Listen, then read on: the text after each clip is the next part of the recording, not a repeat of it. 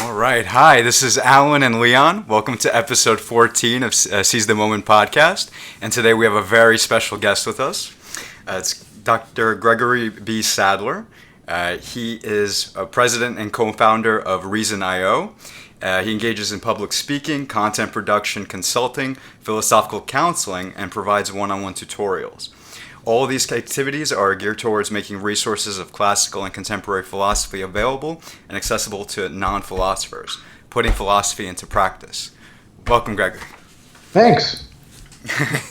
I don't know about, super special guest. No, but I mean, you definitely have a plethora of credentials, man. It's really impressive. Well, I'm also old, too, so you accumulate those things as you go along. I've been teaching for 20 years, Yeah. So after a while, you're bound to get some of those. What made you want to originally get into consulting and philosophical counseling? Oh, I almost everything in my career I've sort of walked into backwards and not really meaning to. So I was a traditional academic for about 10 years, although not completely traditional because some of those are teaching in a prison. But I was doing the typical, associate or assistant professor thing and being on committees and publishing and all that. And then I moved up to New York because I wanted to be with my, at that time, fiance, now wife, Andy Shaka. And I went from being a full-time professor who was up for early tenure and promotion, doing, faculty development and administration stuff, to being an adjunct. And the idea was that I was supposed to use it as sort of a sabbatical to, write my books that I'd been wanting to write and articles. And that didn't pan out that way. I did publish a bit of stuff, but I started, doing a lot more with video. And so, that got me sort of on the map for a lot of people. They'd watch the videos that I'd record, and they'd say, I want to study with this guy, or I want to bring him in to talk about things. And I'd already done some consulting work, but not under the rubric of consulting work in my previous academic career. And realizing that I could actually get paid for it and I'd have more autonomy, that was attractive. And then the philosophical counseling stuff, I've always been interested in philosophy as a practical activity. Mm-hmm. So although I do stuff, with metaphysics or epistemology, I'm really focused on ethics in particular. And I'm not doing sort of like the analytic meta-ethics stuff. I'm interested in how do you take these concepts and actually improve your life, or take a working area and make it more functional. How do you plan out goals? All those sorts of things. And I'm also very interested in how organizations work. So I'd been doing what falls under the rubric of philosophical counseling for quite a while, giving people useful advice and asking the right questions and making distinctions and essentially coaching them, and not getting paid. So I thought, I may as well get certified and then start charging for it. In part because, I think you both know the old adage of, if people aren't paying for it, they don't value it as much. Yeah.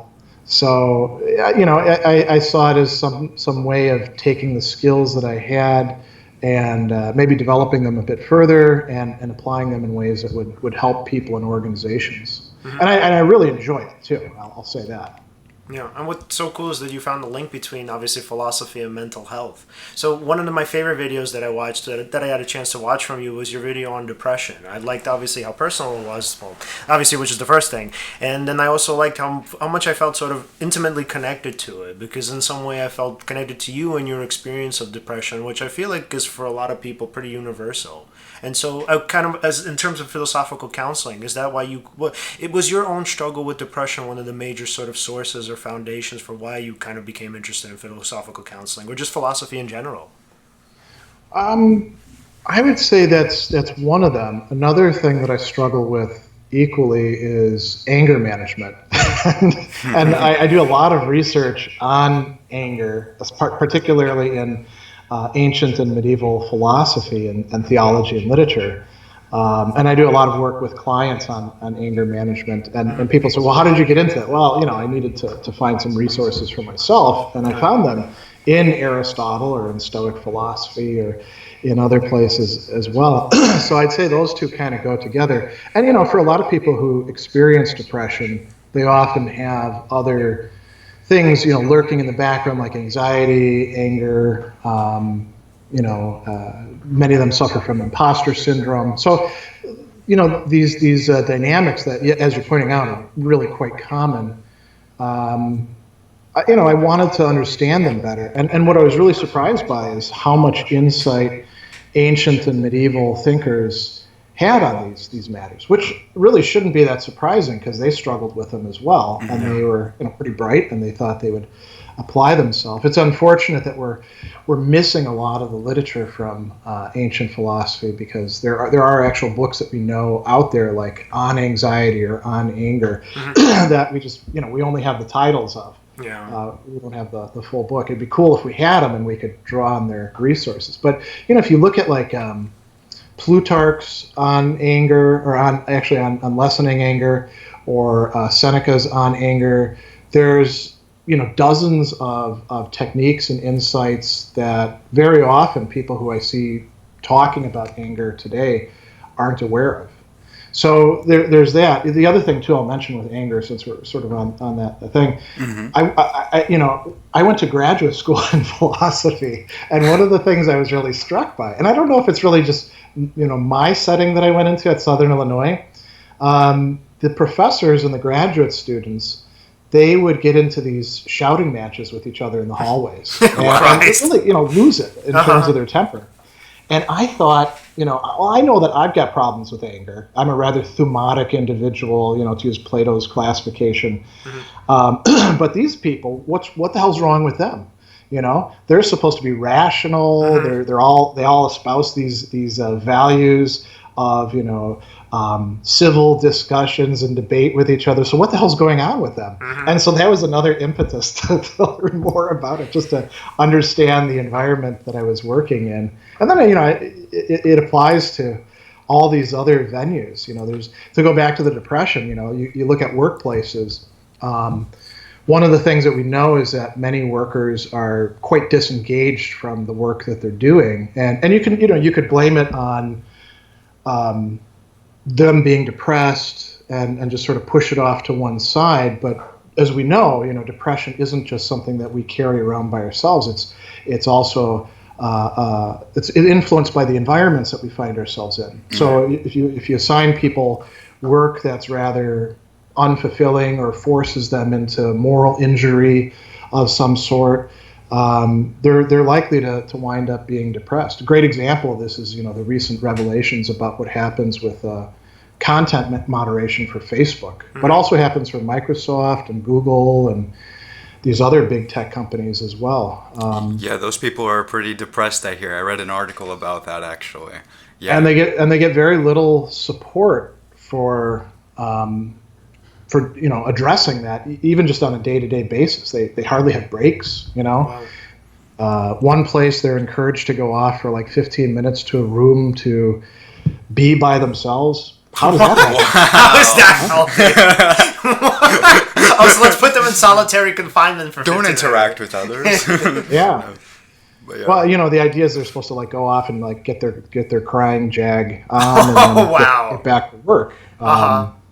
And they have pretty high quotas of how much content they have to watch. So if you're doing that, you're placing the employees in a condition of what we've now identified as moral injury, where you're making somebody do things that they're not okay with, that they feel are wrong, like saying, well, this video, it's pretty awful, but it's not awful enough to completely block it, so we're going to let this one pass. And they have to decide these things on such a quick what would you call it, tempo.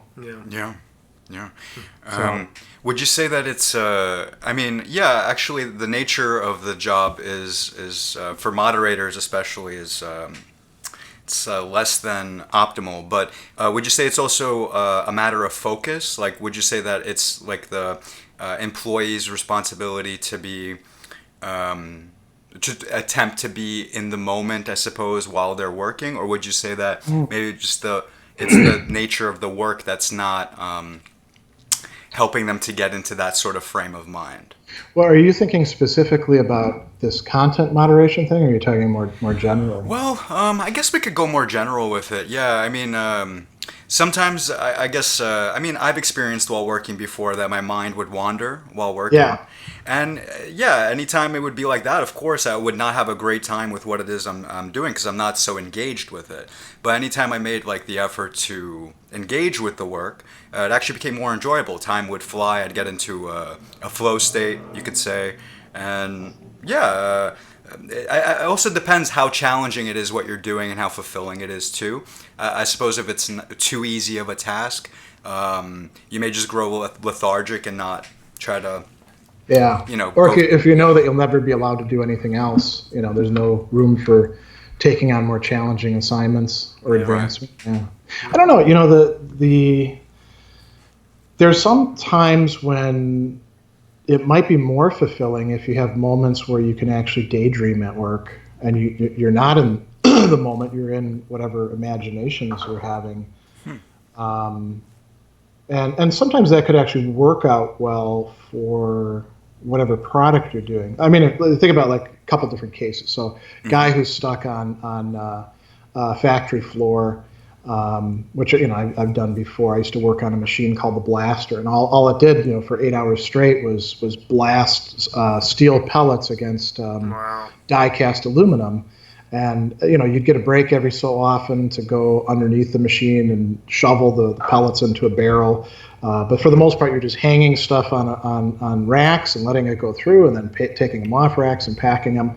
And my mind would wander, and thank God it did, because 8 hours of that crap is pretty mind-numbing. But there could be cases. So imagine another case where you're on a team and you're in an office, and I don't know, you're like a design company, and you let your mind wander because you actually have the freedom to do that at work. You've got all your emails taken care of. There's some pending projects, but nothing particularly pressing. And you let your mind wander, and then you eventually come up with something that you're interested in and could be valuable to the project that you're working on. Yeah. That could be a case where it's quite helpful to do that. I think there's less opportunity for that in many workplaces because things are so managed now. Yeah. And especially. Oh, go ahead. I was going to say, interestingly enough, a lot of people, like when clients come to see me sometimes, well, not a lot of people. Yeah, so when clients come to see me, a lot of times they come to, and they say, well, kind of one of my biggest issues either at work or in my home life is like boredom, They're like, I don't really know what to do with that. And so interestingly enough, especially in the context of like, let's say, ancient philosophy, a lot of, kind of the great thinkers would argue that boredom is a necessity for creativity and also for finding yourself, right? It's sort of for knowing who you are. And so a lot of people, well, the way our kind of, especially our kind of capitalistic or whatever overly capitalistic culture is structured is that when it comes to boredom, right, it's like a no-no. We tend to run away from it. And so for a lot of people, when they do get these sort of pockets of, let's say, pockets of freedom, I guess you can call them, that they don't really know what to do with them. And so a lot of times I work with clients are literally just finding out what it is that they like, who it is that they are, and what is it that they could do in terms of their creative parts, right? How is it that they can manifest them? And so just in the context of kind of finding work and, sort of finding meaningful work, I also think that that's important, that a meaningful job is not just one where you're just consistently working on and on and on, but it's also where you have the time to think and to figure out not necessarily just how to be productive in the context of the job itself, but how to make your life better overall, where you have this sort of space to breathe. Yeah, I think when it comes to boredom, I would make a distinction between boredom and leisure. Ancient philosophers said we need leisure, but I don't think that they imagined us being bored in that available time. They imagined us, like whether it's like Plato talking about contemplation or Aristotle talking about that, or spending time in, engagement with friends, or doing other studies or things like that. They imagined that we would be using our downtime to do something that's not necessarily productive in the modern sense, but would be productive in the sense of affecting us in our souls. And it could be hobbies, right? Right. finding out, take the proverbial stamp collector. I imagine that takes a lot of time figuring out where these stamps came from and what to do with them. I don't know because I don't collect stamps. But I can tell you, I haven't been bored for years, in part because I have more preoccupations and things to handle than I'm ever able to get to. Yeah. And I think back to like when I used to be bored, probably over a decade ago. And when I would actually have to think about, okay, what am I going to do to fill this time? I think a lot of people, you're right, a lot of people come to us and they they don't really have a sense of what they ought to be doing or what they could be doing in order to use the time, because we never get any time back, and we're dying as we speak. Are we? Oh yeah, every second a little bit closer to whatever death we're going to run into. And so, you think about how much time we fritter away just trying to find something to occupy ourselves with. So people do that because they get bored, and now we have all this technology that lets us, lose ourselves in binge watching Netflix or playing, games on our phones or checking Twitter. Some people check their email obsessively. Yeah. And none of that's really. I mean, it's what the ancients would call entertainment. It's not bad. It's playing around, but it's not something that's really that valuable. Yeah. And so, getting people to the point where they can start, I guess, sort of trusting the world enough to engage themselves with things that are more valuable. We might establish kind of a hierarchy where like Candy Crush is probably at the bottom. And, yelling at people on Twitter is slightly above that, but not particularly high.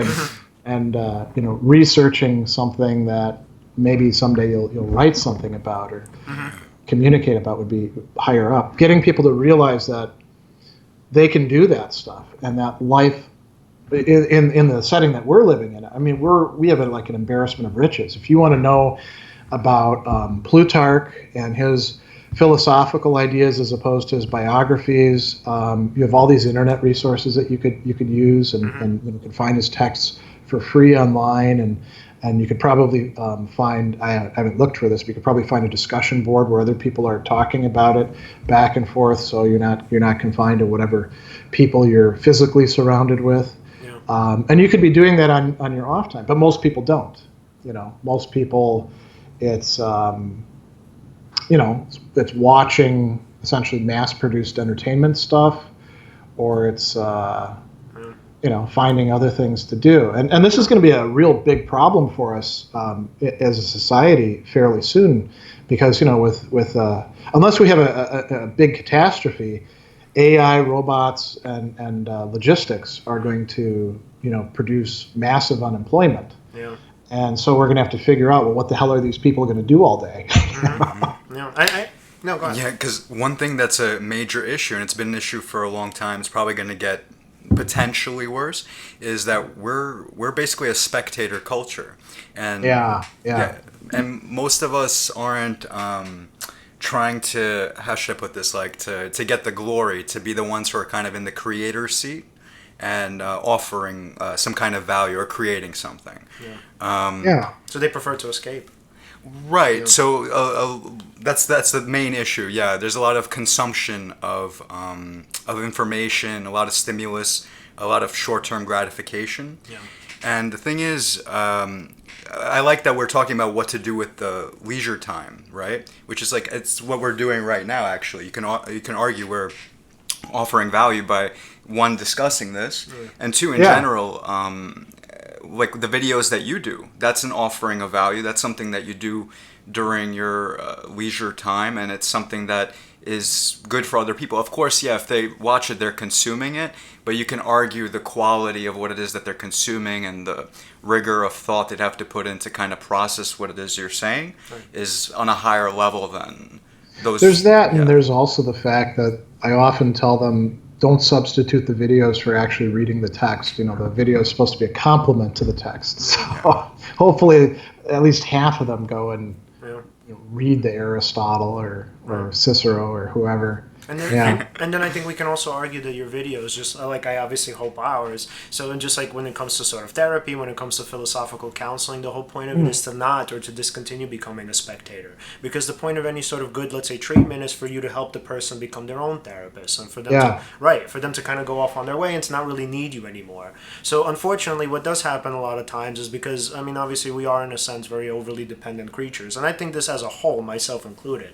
So what we tend to do is we tend to sort of view this not just as entertainment, but as just something to kind of soothe ourselves, right? Sort of intellectually, emotionally, and we kind of just get stuck in this, okay, I'm going to come and I'm going to sort of, let's say I'm going to go to treatment, I'm going to kind of vent and complain about my problems, I'm going to watch these videos, right, to sort of get intellectual stimulation, to learn a bunch of things, probably never going to use them, right, all for kind of entertainment and for self-soothing purposes. So I think that a lot of what we do is we kind of push people, let's say whether clients, listeners, right, in order to actively use the ideas that we talk about to, let's say, create more fulfilling lives for themselves. Yeah. Right.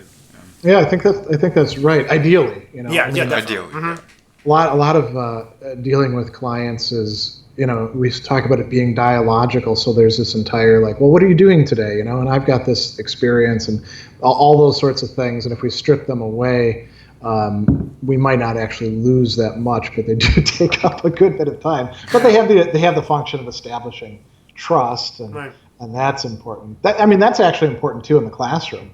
Yeah. There's a lot of good discussions out there about why you should be engaging your students rather than simply, putting material out there. Mm-hmm. And Greg, I think I really do have an important question for you. So in terms of philosophy, right? I mean, a lot of people would sort of conceptualize, not a lot, some people would conceptualize it as just pure mental masturbation. And I was wondering from your end, how has philosophy, whether ancient, modern, some combination, how has it helped you become a more autonomous person? Oh, okay. So that's a really great question. And I do want to come back to the critique of philosophy part. I hear you.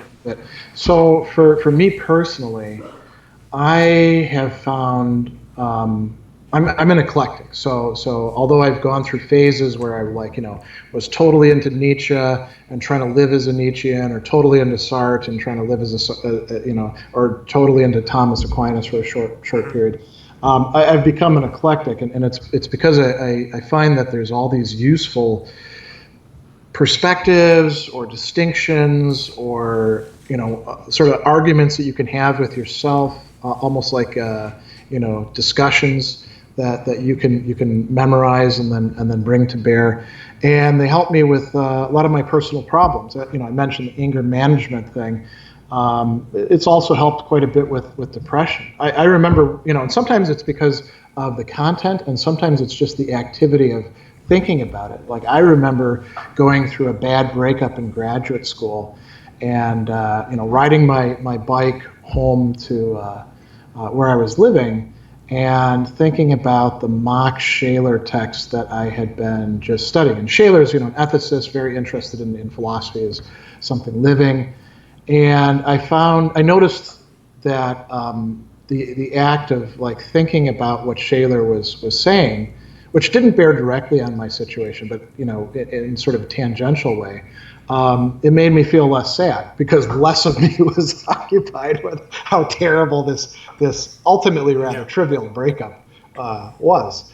And so there's all sorts of things like that where since I've been probably, I would say since I was a teenager, I've been finding bits and pieces of philosophy broadly construed and using it and experimenting with it. And I think a lot of philosophy, when it comes down to it, I'm not advocating the experimental philosophy movement, because I think that a lot of the work that they do is kind of slipshod. And the studies, you can really call them into question, like where they show that because people try to find the quarter in a phone thing, that we don't have virtue or anything like that. It's the same sort of bad science journalism that we see. Yeah. But I think that experimenting with philosophy, making it experiential, is incredibly important. And what's really cool is that throughout the history of philosophy until fairly recently, most of the big names in philosophy adopted a similar attitude. Even people that we often teach as if they didn't, like say Descartes or Hume. Descartes and Hume, if you actually read their text closely, they're saying, "Hey, try this out. I mean, if you think it's BS, well then, I guess I'm wrong about this." But actually, the Cartesian meditations, you're supposed to go through those and meditate in that way and have a certain kind of experience.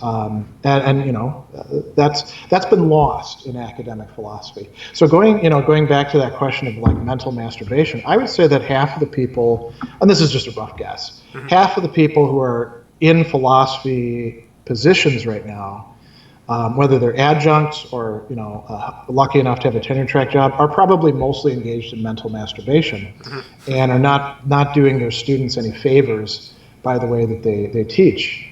One of the most common comments on my lecture videos when I was mostly just like setting up a camera and recording my class was, thanks for putting this out there. My professor won't answer any questions. Oh, wow. Or my professor's really boring in their presentation and doesn't give examples. Now I can actually write my paper, take my exam, understand what, Descartes is saying, whoever. Lots and lots of comments like that. And so, when I've gone in and watched my peers teach, they've often been quite uninspiring. So I think there's still a lot of people who act as if philosophy is something that we have, and we're the ones who got trained in it, and we've got this, precious thing that we're sharing, we're slumming with these undergraduates who aren't going to be majors, and we're sharing these pearls of wisdom with them, and why aren't they appreciative of it, and who are they to say, well, I don't understand this, or this doesn't seem to apply in this case.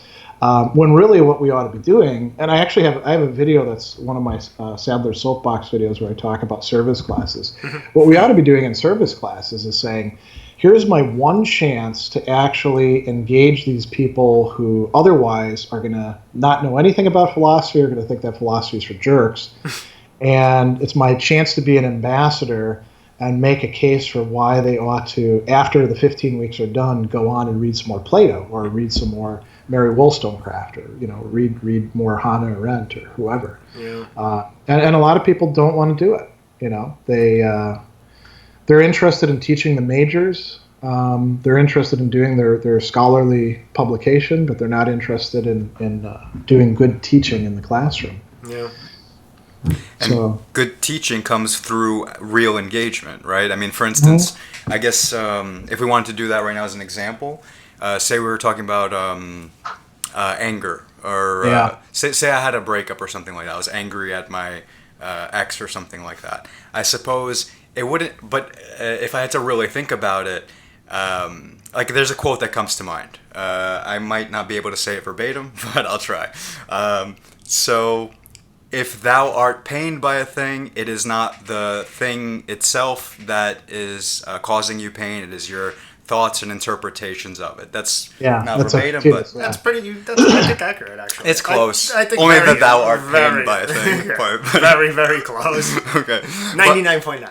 But right. So, for instance, it could be like all in my head. What if there's just this momentum of abstract thoughts that maybe because of the emotions I'm feeling in my body or something along those lines, that I might be just thinking things that aren't actually true, and then if I went with those thoughts, I would be interpreting, I would make all sorts of stories in my head and maybe go along a path I really should not have.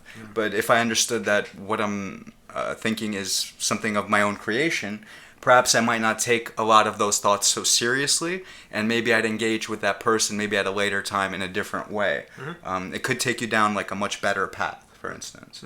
That's an example. Yeah, a lot of things are quite liberatory in that way. Another interesting thing that Epictetus brings up is he'll say, you think you have to respond in this way, but Socrates didn't, so that shows that it's not absolutely necessary that you do X, you have some measure of choice in it. And simply pointing, I mean, it doesn't change people automatically pointing that out. And sometimes they can be like, you don't understand my situation, you know. But and there can be some truth to that. But oftentimes pointing these sorts of things out proves quite liberatory to clients in a therapeutic situation, and to students. I actually had a case when I first started teaching. I was working in a maximum security prison, and so these are all like inmates in Indiana, and I was kind of a hothead at the time, and so I had a student in one of my classes. His name is Jarvis, and I was teaching religion and American culture. I had to teach philosophy and religious studies classes, so it's kind of a staple class. And I don't remember exactly what he said. Actually, I don't even remember the content of what he said. But he said something, and it was something like really off base. And I said, well, you're wrong about that factually. And they said, well, it's my opinion. And then I said, nobody cares about your opinion. Oh no. The fact that it's your opinion and you think that you're entitled to say it just because it's your opinion is a sign of how wrong you are. And he got really pissed off and left, right? Yeah. And then 2 years later, he came up to me. And he said, I got to talk with you. And I said, oh, okay, And then he said, you really helped me out that day, telling me that my opinion as my opinion didn't really matter. I started I thought about it, and the cell was really ticked off at you. And then after about a day or so, I started thinking about the opinions that I had. He almost went through like a Cartesian sort of thing. Wow. I called into mind my previous opinions and saw that many of them were not really up to snuff. And he said, so I started on this path of figuring out what I can actually find evidence for and what I can't find evidence for. Oh, holy shit, man. Yeah, and then I was like, well, that's great that came to that, because I was just kind of pissed off at you and didn't, I just shut you down. But that's beautiful. Yeah, that's like perfect therapy. You had one of those like Goodwill Hunting type sessions. Except this is in a classroom. Yeah. And so I was calling him out in front of the whole class too, which is a dumb thing to do. In general, even more dumb in a prison. So. And I mean, to his credit, I mean that really shows the ego strength that he had. Yeah. I mean, wow, man. Yeah, and so sometimes things can be liberatory even though we don't intend them to be. Because I wasn't intending to. I didn't have any sort of grand plan in mind of helping this young guy figure out his epistemological commitments. I just didn't want him to interrupt my getting through the hour, and get bogged down and stuff. And I should admit too that many of my interventions have not been like that. They've actually, in retrospect, been kind of dumb on my part. So. Yeah.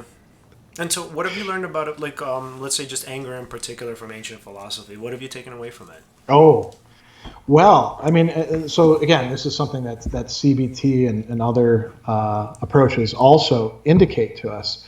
Our emotions are not things that simply happen to us or that we have no control over. The ways in which we think about things plays a major role in our emotions, and emotions have a cognitive component to them. They're not just affective or action directing. They have thoughts encapsulated in them. So like Aristotle, for example, he gives a really great definition of anger in Rhetoric Book 2. And each part of the definition clues us into one aspect of anger. So he talks about it as being a desire for retribution, timbrasis in Greek, and that includes the word time, which includes this notion of honor or social standing. So, it's a desire to restore social standing or a set of expectations based on some sort of slighting, an oligoria. And he breaks it down into several different kinds, and then he provides a lot of examples. Like if somebody makes fun of philosophy, that can be, I can take that as slighting, if I'm in the wrong disposition. Slighting has to be viewed as being inappropriate or unjust or or disproportionate. It has to be against me or somebody else who I identify with, or something else who I identify with. The slighting, he uses the word phenomene, which means imaginary or perceived or something like that, or even public, at 2 points in the definition. So it really highlights the aspect of our imagination or our own interpretation of things. So things that might get me angry might not get you angry because you don't perceive it as a slight. And so all of those are tied in with that. And he also says that there's pain involved, there's pleasure involved. So once you know those sorts of things, you can start saying, okay, why am I angry right now? Where's the slight that I'm perceiving? Yeah. And then Aristotle also gives us in the Nicomachean Ethics, and a little bit less in the Eudemian Ethics, some criteria for what virtuous anger, if there is such a thing, anger coming from a virtuous disposition, look like. It has to be, for example, directed at the right person. I mean, think about how many times we get angry at one person and then we discharge our anger on some other poor bastard who happened to cross us, or somebody who didn't even do anything to us. We can recognize that as vicious, as something we shouldn't do, and that gives us sort of a guideline, not a very specific set of rules, but a guideline for like how we ought to evaluate our own anger and the anger of others, and what we ought to be developing towards. And then the Stoics give us a lot of really great anger management techniques and insights. I don't agree with them on the notion that anger is always bad. They were opponents of the Aristotelians on that. And then there's some great insights coming from various early Christian thinkers on anger. Thomas Aquinas has a really interesting insight in saying that anger and all of the irascible emotions have to do with what he calls the difficult good, which I think is a interesting insight. And so we can go down the line. There's all sorts of interesting techniques. Plutarch talks, and Plutarch probably got this from an Aristotelian named Hieronymus, who wrote a treatise on anger. He talks about this idea of like bringing before the eyes, looking at what you look like when you're angry. And we could do that now quite easily with a cell phone, right? Just take a selfie, or record yourself when you're talking to somebody, and you can realize how awful you appear, and you can say, oh, I don't like that. So all sorts of examples like that. There's plenty more, I'd say, but another thing too to consider is some of the ancients had what we call a faculty psychology. Plato would be the strongest example of this, where you've got the 3 parts of the soul, and the central part is the part that should be courageous, but it's also the part that gets angry, gets riled up. It's interested in our social standing, and it craves honor or respect. And anger, whether we buy into a faculty psychology like that. By the way, Plato placed that physically here in the chest, as opposed to placing the rational part in the head and the appetites in everything below the chest, so the genitals and the stomach. He does that in the Timaeus, right? So obviously we're not going to buy into that. But we could say that, where do you feel anger when you feel angry? I kind of feel it in here.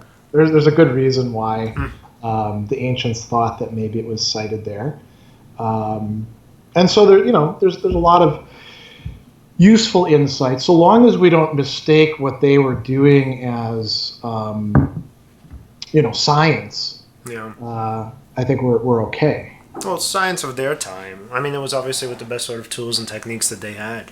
Yeah. So what would you say was the most effective, let's say not most, but what were some of the most effective techniques for you in helping you manage your anger? So that running through the various rights that Aristotle distinguishes, and when I say rights, that's a translation of day, as something ought to be. It's not the modern conception of rights. It's more like the conception of things being properly oriented. So right person, right occasion, right reason, right extent, or intensity, right amount of time. Thinking about those things really helped me out, because I could say, all right, I'm angry. How long am I going to be angry? Yeah. Is this really the right amount of time? A lot of stuff from the Stoics for me has been quite useful. Realizing that oftentimes my own judgments or assumptions that I'm making are part of what lead me to be angry.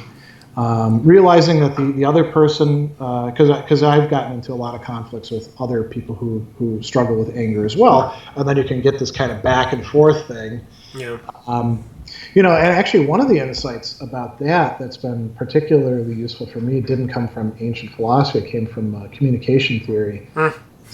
There was this book, Pragmatics of Human Communication, and it looked at conflicts, and it talked about the punctuation of conflicts.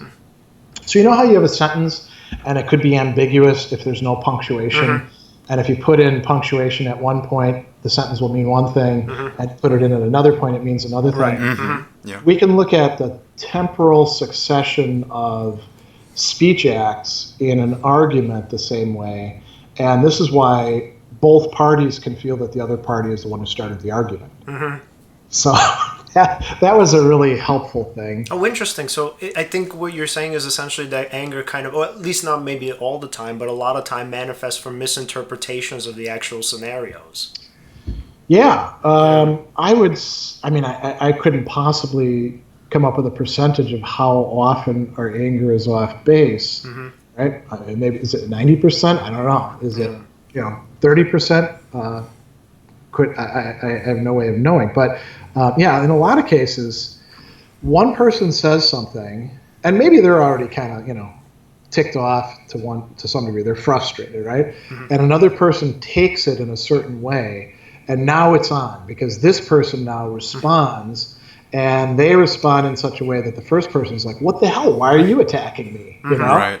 And they both feel that they're the aggrieved party, and then it just ratchets up. And then once you start getting into meta communication about who's at fault in the argument, in most cases, unless the people have learned how to bring things back from the brink, you're really in deep trouble then.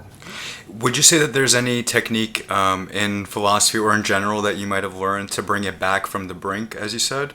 Because one idea that popped up in my head, just to be brief about it, is this concept of seeking first to understand, then to be understood. So you might say what you think they said, and then ask them, is that what you meant? And then they might say yes or no, and then they might do the same thing you just did, ideally, and then maybe be able to kind of bring it back from the brink that way. I don't know. Is there anything like that? Or that would be one way to do it. That's if both parties are. One of the problems with anger is that, unlike many of the other emotions, it tends to short circuit or seduce practical rationality. Yeah. Aristotle recognized that in saying that anger syllogizes in Nicomachean Ethics, Book 7, meaning that it puts together thoughts in some sort of coherent way. But he says it's like a hasty servant. It hears half of the instructions and then goes off and starts doing them. And anger tends to keep us from being able to apply cognitive remedies unless we practice. Yeah. So if the two parties had been practicing the sort of techniques that you're talking about, this is why going to therapy and role playing and stuff like that can be quite useful, right?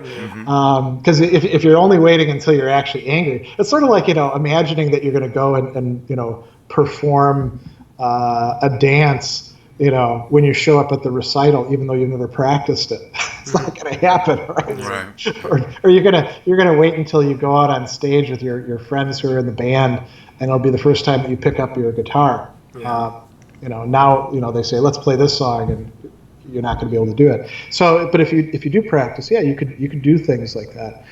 You might also do things that are less dependent on the other person doing something.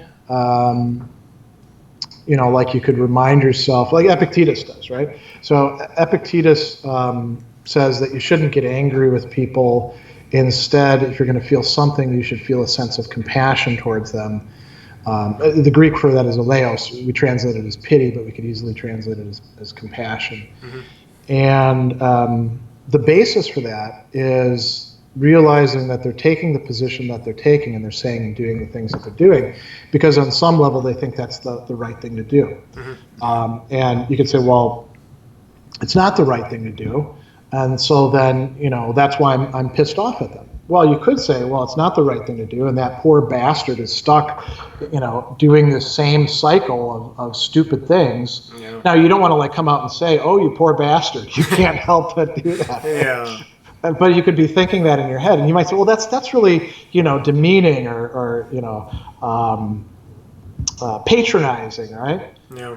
And it could be. I mean, if you could do it in a passive-aggressive way to make yourself feel good, mm-hmm. or you could actually say, oh man, that person is really struggling. It's too bad for them. I'm not going to add any more to this right now. Yeah. Maybe we'll come and revisit this later, and I hope things get better for them. That's another thing that doesn't rely on them doing something different. And you can say, well, yeah, but what about somebody who's like a complete asshole and they delight in fighting with other people and stirring up conflict, and they know that it's the wrong thing to do. They delight in doing the wrong thing. They say, well, on a higher level, they think doing the wrong thing is the right thing. Mm-hmm. And that's a sign of even being more screwed up, know? So that's another possibility. And then, I think another thing too is when we get angry, we're often getting angrier than we should be or more quickly because we think that the thing that we're getting angry about matters most in the universe. Mm-hmm. And we could say, well, let's step back and take a little bit of perspective. Is it really that important that I don't get cut off in traffic by that person ahead of me so that I can get to exactly where I'm going exactly on time? Is that the most important thing in the universe? Yeah. And if you apply these cognitive remedies, then it does tend to help, but it's not like an off-on switch where just say the right thing and like a robot you suddenly feel no emotion. Yeah. It's one of those things where you got to fake it till you make it, right? Yeah. There's certain ideas like those cognitive remedies that you're talking about that I kind of try to use as well. I don't know if it's helpful or not, but one thing, for example, say you're getting cut off in traffic. Technically, if you think it's the most important thing in the world, it seizes all your attention. Your whole being's invested in that. It's like a use of mental resources that you could be, it's like it's taking away focus from something else that you could think of. So when I think of it that way, I tend to be like, oh no, what else could I be thinking about instead of this? And it, for some reason, stops me before that initial reaction of anger. But that's just I guess maybe that's for me in my own no, but that's good, framework. Because I would imagine that for you, you're there's better things to spend my time and energy on. Well, yeah, and then there's there's sayings I've heard before too that for some reason I resonate with. Maybe not everyone would resonate with.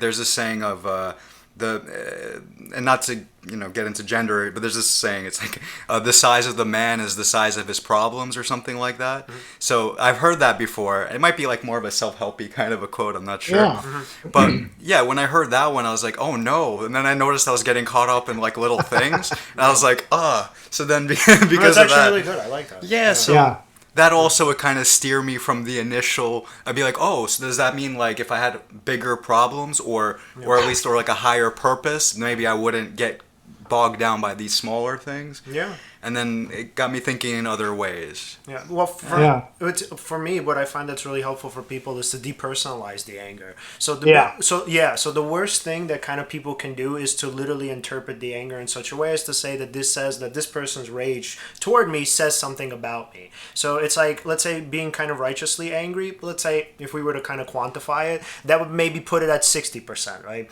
But if you were to kind of personalize it and say, okay, this shows that not only that this person thinks that I'm unimportant, important, but it proves that I'm insignificant. What it does is it takes the anger to sort of exponential levels. So if you, like, let's say, get cut off on the road and your interpretation is, okay, this person clearly thinks I'm worthless or useless or I'm not as significant, and I believe that, and this is sort of my core belief manifesting in this situation, what happens is I'm going to, like, rage down the road and I'm going to try to, like, fucking kill this person, right? Because how dare they make me feel this way about myself? You know, Aristotle has a really interesting insight along those lines in Rhetoric Book 2. And it's where he talks about people making fun of something that we value. So here it's not like people making fun of a person. It could be, he talks about philosophy as one.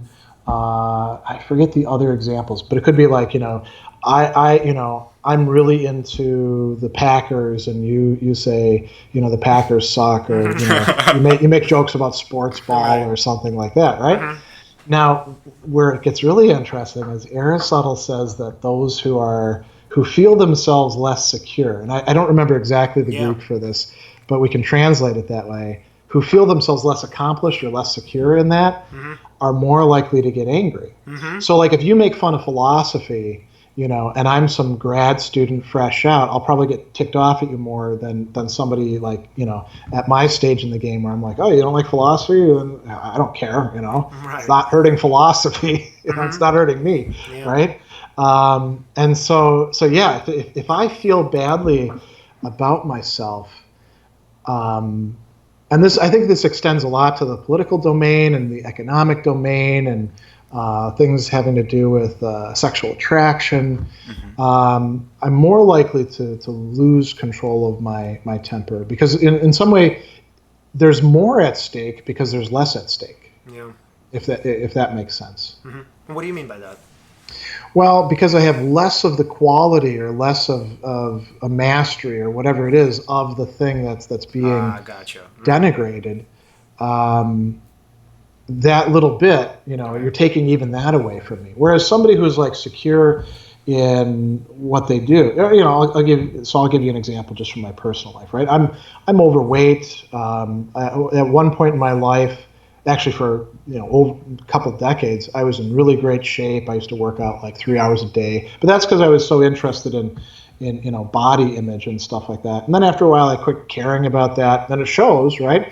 And now I go to the gym as a 48-year-old guy, and I've got some muscles, but I've also got a belly, and I do my best on the machines that I'm on. And I see these younger people around, kind of preening and peacocking. And if at a previous stage in my life, I probably would have been upset.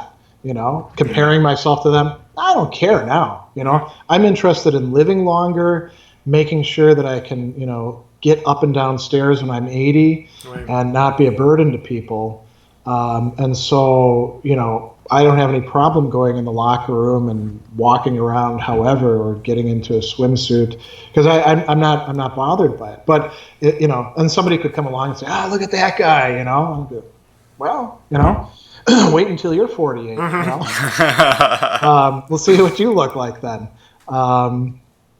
But I think if I was in that sort of situation and I was 28, I would have been really, really bothered by it. And that's maturity. That's literally what maturity is supposed to be, security within yourself. And I think that, if maybe not all, because I can't say off the top of my head, especially not maybe the psychotic ailments. So for the most part, I think mental illness literally can sort of be traced back to self-esteem and low self-regard. That and a lack of proportion, right? Meaning? Not prioritizing things in the right way, or not taking things. When you catastrophize, for example, you're saying this outcome is so likely and it's going to be so terrible to me. If you step back and you have a sense of proportion, you can be like, well, I mean, I could get a flesh-eating bacteria, but how often does that happen? I think I'll go swimming. Yeah.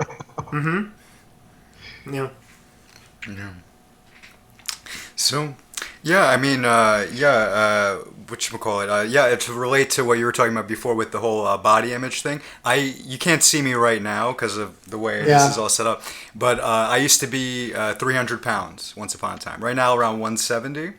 Wow, that's a big change.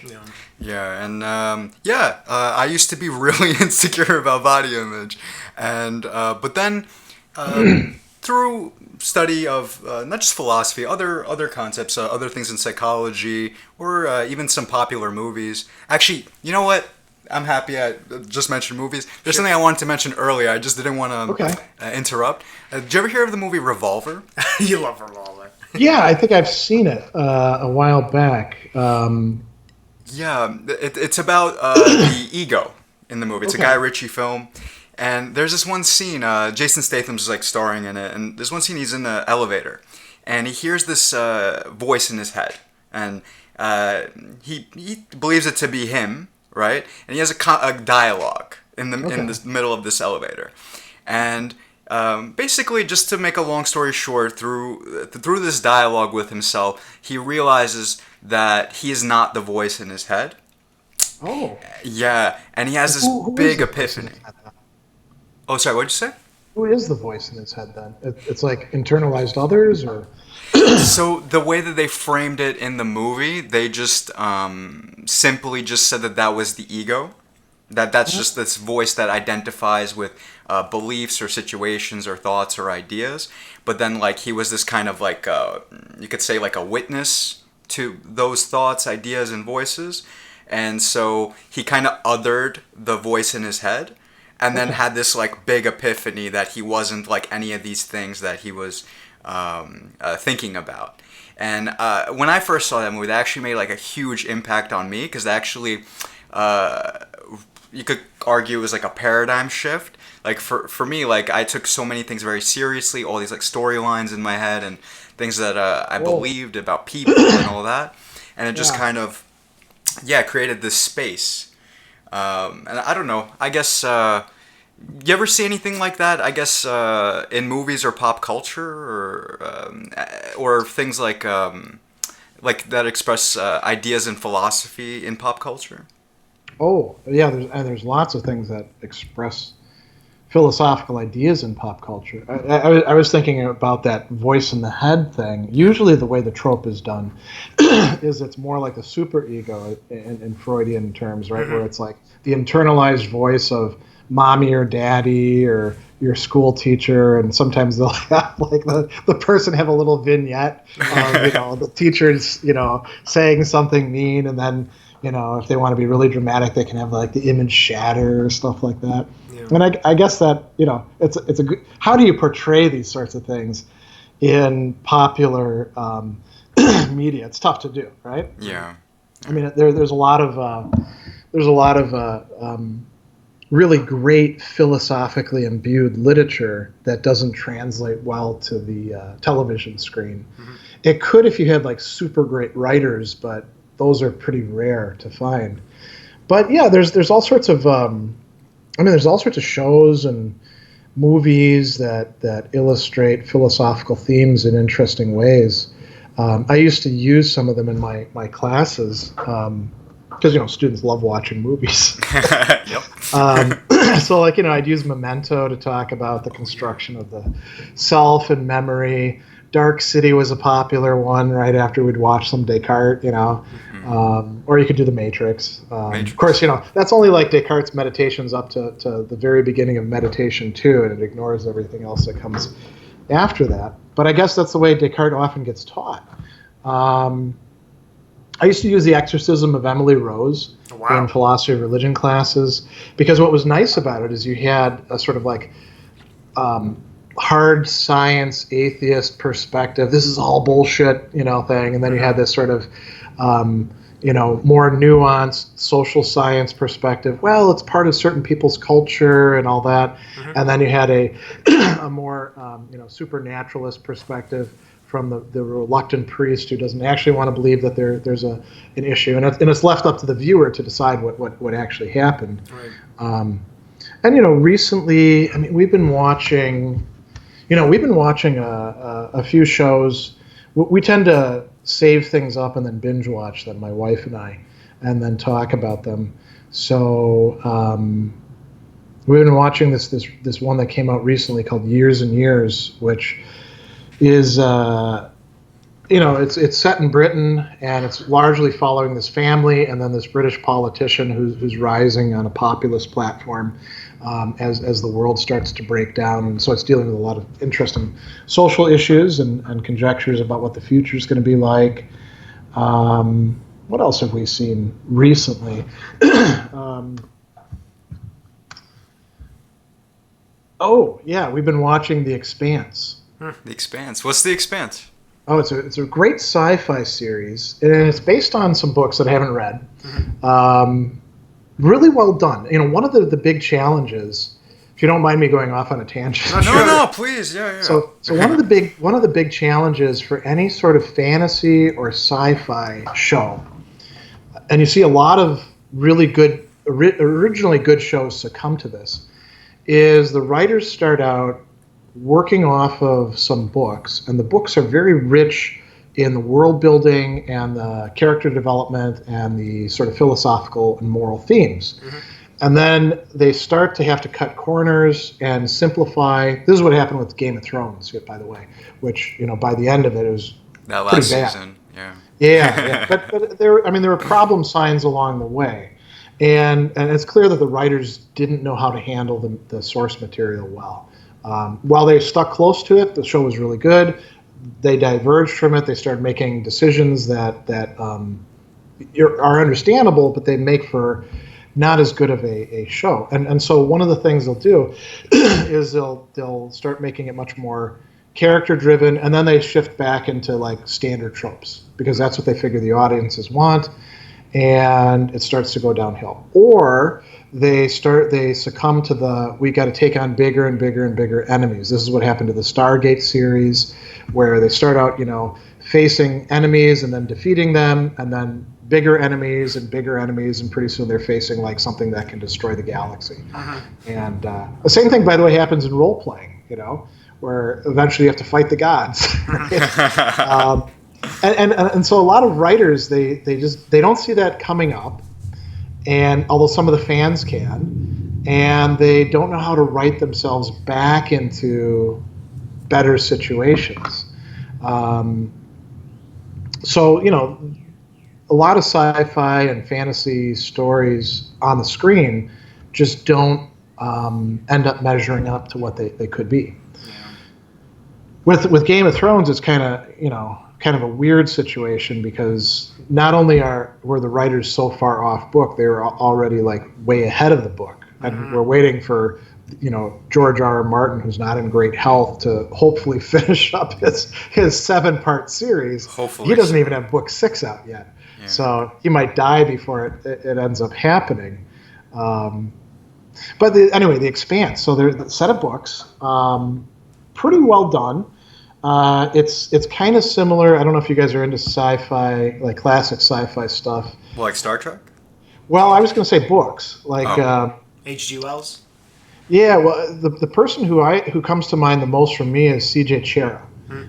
She has this Alliance Union universe, and a lot of it is taking place within the solar system.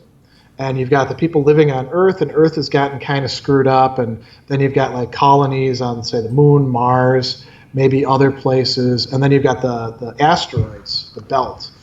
And in this case, there's the asteroids, and then there's also like moons of Saturn and Jupiter where humans have established themselves. And there's really 3 main political factions. There's Earth, run by the UN, Mars, which is independent and very martial and staying independent of Earth, and then there's the Belters, who kind of get the short end of the stick from everybody. And then there's other players involved in it, and then there's this thing called the proto-molecule, which has come from somewhere else, some other race, and it does terrible things to people that it encounters. Turns them into things, rearranges them, and they're trying to figure out what is this proto-molecule, and can it be weaponized, against their opponents. There's a lot of like interplanet rivalry going on, and a lot of factions, and it's really well thought out, and it's really well done. We'll see whether after season 3, which is as far as we've gotten, it keeps going as well. The Expanse, right? Yeah. I'm interested in seeing it now. Yeah. It's pretty Yeah, I mean, they could screw it up. I mean, okay, actually, back to Game of Thrones, just quick. I know we're like running out of time, but one thing I wanted to say: why would they build up Jon for however many 7 seasons, and then all of a sudden at the end they're like, okay, sorry, you don't get to be king. Actually, you go back to where you started, go back to the Night's Watch, and we're just gonna make Bran the king. I was like, there's something wrong there. Maybe it could have ended up that way, but I don't think George R. R. Martin would have done that with his writing style for sure. No, and I mean, where they ended up is so far from where the 5th book left off. It's basically its own animal. It's just sort of like the show is fan fiction, you know. And so, Greg, our last question is going to be: why should we study philosophy? There's different reasons for different people. I mean, you might just have an interest in where some of our key ideas came from. So you're kind of filling in parts of the puzzle. But I think much more practically, it's good to study philosophy because it does equip you with useful ideas and distinctions, and presents you with arguments about fundamental issues. Even if it doesn't give you all the answers that you need, which I think is pretty rare that it does, it at least starts moving you towards a place where you could start answering the big questions for yourself. Yeah, I love that answer. All right, Greg. And Greg, if we wanted to follow you on Twitter, I believe it's at philosopher70. Yeah, I picked that out at a faculty development workshop. Again, I didn't. Most of the things that I do, I don't really think out very well in advance. I should have picked something kind of cool. At this point, it probably would be to change is no. Yeah, because the amount of followers you have now, there's no point. Yeah. That's fine. And the amount of links out there, Yeah. Well, I was also going to ask, where can we find you on YouTube? Oh, so if you just type in Gregory B. Sadler into Google, my YouTube channel, my main one, will come up pretty quickly. I think it's probably YouTube/GBI Sadler or something like that. I don't use the link very often, so. No, that works. If we Google Gregory B. Sadler, that works, and then we'll be able to see the videos and a lot of other information about you as well. Yeah, and just kind of for our audience, guys, Greg has a really great lecture series on God knows how many forms of philosophy, from Stoicism to existentialism to, I think you even cover postmodernism. So yeah, some those, yeah. And a lot of what I'm shooting these days is actually for my online students. So I'm kind of constrained. I can't get to all the figures that I'd like to. But maybe in time. People are always, when are you going to do Lacan, or when are you going to do Derrida? And I'm always like putting them off. Oh, that would be really cool if you do Lacan. That one I'd be definitely interested in. Yeah. All right, Greg. Thank you so much for coming on. It was a pleasure having you on. Thanks, Thanks for having me on. Thank you, man.